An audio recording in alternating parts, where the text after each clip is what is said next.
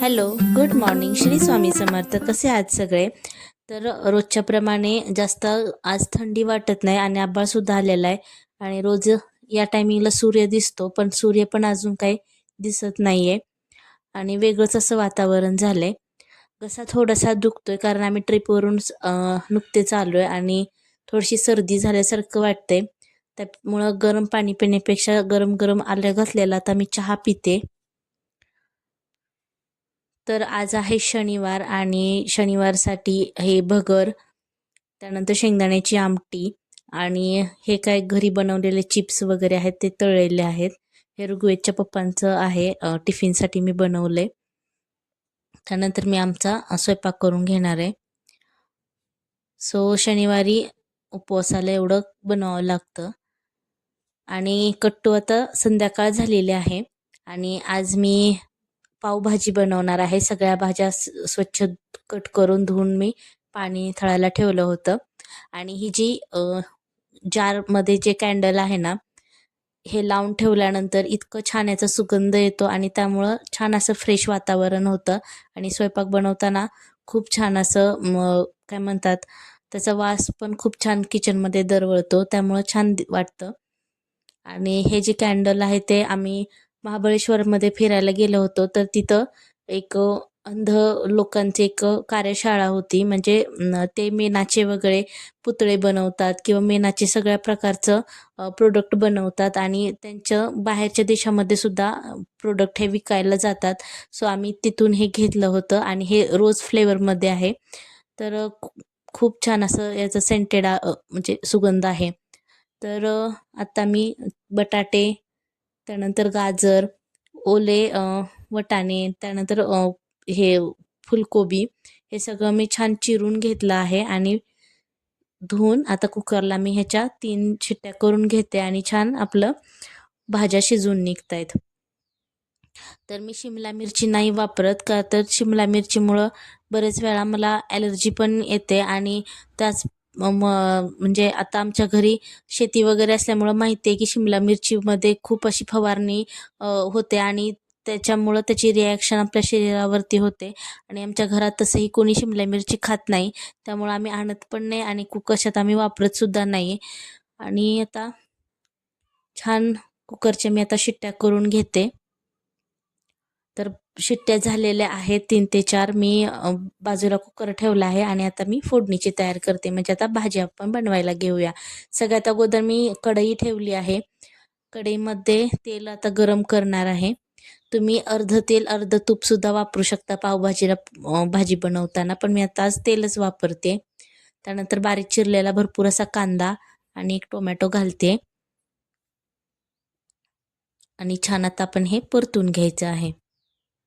तशी पावभाजी खूप दिवस झालं बनवली नव्हती आमच्या घरात आणि आमच्या इकडं नॉनव्हेज भरपूर खातात, त्याच्यामुळं असे पदार्थ थोडेसे कमी बनवले जातात. आवडतात सगळ्यांना, सगळेजण आवडीनं खातात, पण थोडंसं कमी प्रमाणात बनवलं जातं. सो आज मूड झाला खाण्याचा, सो पावभाजी मी घेतली बनवायला आणि ट्रिपमध्ये पण खूप बाहेरचं खाऊन खाऊन खूप बोर झालं होतं आणि खरं सांगू तर महाराष्ट्रासारखे पदार्थ बाहेर मिळत नाहीत किंवा बाहेर आपल्यासारखे रेस्टॉरंट नाही आहेत आणि त्यांची टेस्ट पण तशी नाही आहे. सो महाराष्ट्रामध्ये कसं सगळ्या राज्याचं जेवण जे आहे ते अगदी चविष्ट मिळतं आणि आपल्या आपलं महाराष्ट्रीयन जेवणसुद्धा खूप छान आहे. सो बाहेरचं खाऊन आम्ही आता खूप बोर झालो होतो, म्हणून थोडीशी टेस्टमध्ये बदल म्हणून मी पावभाजी खरं तर बनवायला घेतली. तर आता आपलं कांदा आणि टोमॅटो तेलामध्ये छान परतून झालेला आहे आणि याच्यामध्ये मी हे पण घातलं आहे, खडे मसाले, 1 तुकडा दालचिनी आणि 2 लवंग आणि 1 इलायची असं मी घातलेलं आहे. आता छान मी ह्याला गुलाबी होईपर्यंत परतून घेते.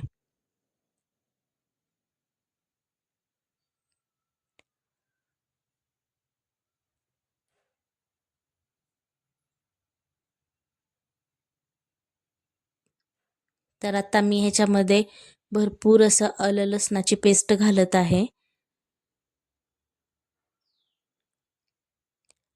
आणि ही पेस्ट पण आपण छान आता परतून घेणार आहे, जेणेकरून ह्याचा जो कच्चा स्मेल आहे तो निघून जाईल.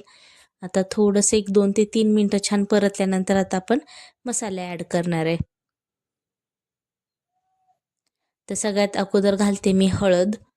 त्यानंतर आता घालते मी आपलं घरचं जे तिखट असतं ते घालते. हवं तर तुम्ही लाल मिरची पावडरसुद्धा घालू शकता किंवा बेडगी मिरची वगैरे असते ती गरम पाण्यात भिजू घालायची आणि ती बारीक करून मिक्सरला तीसुद्धा ह्याच्यामध्ये घालू शकता. पावभाजीला खूप सुंदर ह्याला कलर येतो नॅचरली. पण आता माझ्याकडे मिरची पण नाही आहे, त्याच्यामुळं मी नाही घालत. त्यानंतर घालते मी गरम मसाला आणि पावभाजी मसाला. मसाले आपल्याला थोडेसे जास्त वापरायचे आहेत का तर आपण जे भाज्या घालतो त्या ह्याच्यामध्ये पावभाजीत, तर त्याने काय होते की त्याची चव खूप अशी गोड लागते. तर आपल्याला मसाले आणि तिखट थोडंसं आपल्याला जास्त वापरायचं आहे. तर तेलामध्ये छान आपण मसाले परतून घेतलेले आहेत तेल सुटेपर्यंत आणि आता ह्याच्यामध्ये मी स्मॅश केलेल्या भाज्या घालते. म्हणजे जी भाजी आहे ती स्मॅश केली आहे आणि छान मी घालते याच्यामध्ये.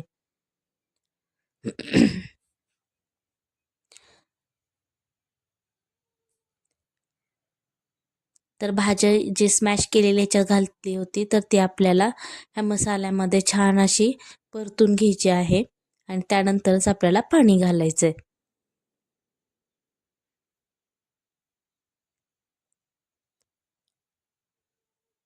छान अशी मी ही मसाल्यामध्ये घोटून घेते भाजी.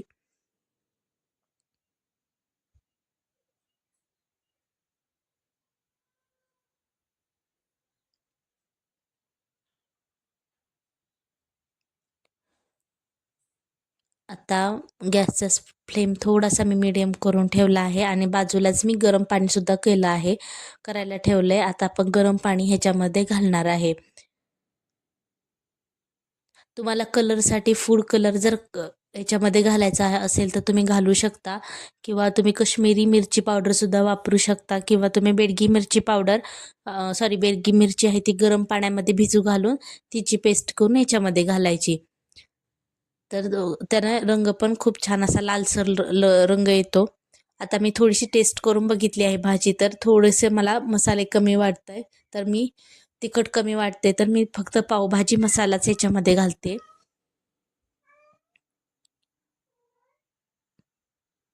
आणि त्यानंतर छान अशी भाजी घोटून घेणार आहे.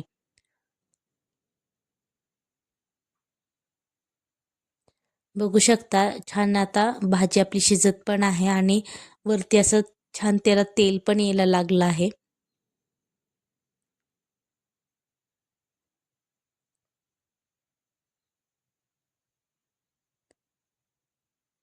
पावभाजीमध्ये पाणी घालताना तुम्ही गरम पाणीच घाला, जेणेकरून त्याच्यावरती थोडीशी अशी तेलाचा जी तरी येते ना ती येते. काय आणि तुम्हाला जर अशी जर कन्सिस्टन्सी जर हवी असेल तर तुम्ही अशी पण ठेवू शकता कन्सिस्टन्सी. पण आमच्या घरी पातळ अशी लागते पावभाजी, त्याच्यामुळे मी ह्याच्यामध्ये गरम पाणी मी घालणार आहे. आता मी याच्यामध्ये घातलं आहे मीठ.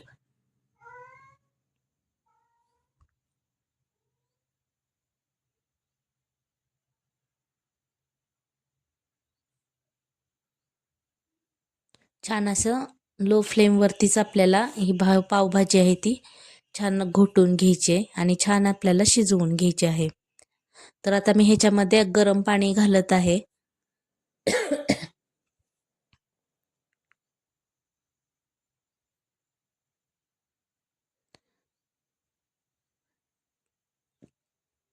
तुम्हाला किती पातळ हवी आहे किंवा किती थिक हवी आहे हे तुमच्या मनावर आहे.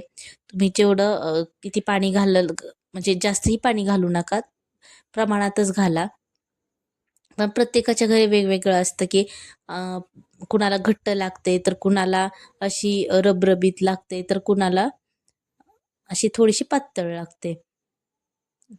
त्यानंतर छान मी वरून कोथिंबीर घातली आहे आणि आता मी लो फ्लेमवरती एक 5 मिनिटं मी ह्याला शिजू देणार आहे. तर अशा कन्सिस्टन्सीची पावभाजी आमच्या घरी लागते. बाकी सर्वांना, मला तर घट्टच आवडते पण बाकी सर्वांना असंच लागते. आणि जेवणाला पण अजून वेळ आहे तर त्याच्यानंतर थोडीशी आणखी घट्ट होणारच आहे ही, त्याच्यामुळे मी थोडंसं जास्त पाणी घातले. तर आता 5 मिनटं मी छान लो फ्लेमवरती ही पावभाजी शिजवून घेते. बघू शकता आपण गरम पाणी घातल्यामुळं वरती असं ह्याला तरी पण छान आलेली आहे.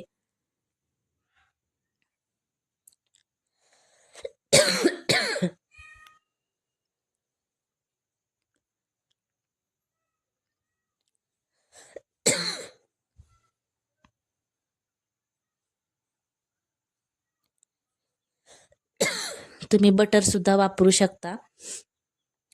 तर आमच्या घरी बटर वगैरे कोणी खात नाही, त्याच्यामुळं तूप भरपूर असतं तर मी तूपच घालत आहे याच्यामध्ये.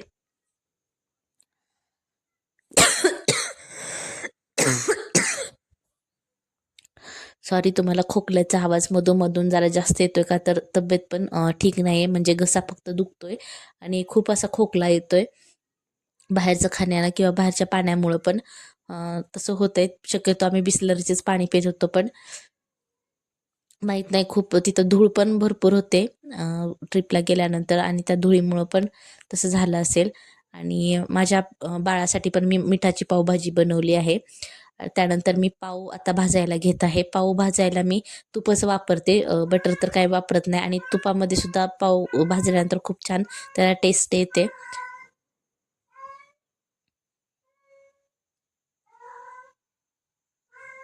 तर आपली आता पावभाजीसुद्धा रेडी आहे आणि आपले पाव पण भाजून रेडी आहेत. चला आता मी ताट करून तुम्हाला दाखवते कशी दिसते आपली पावभाजी.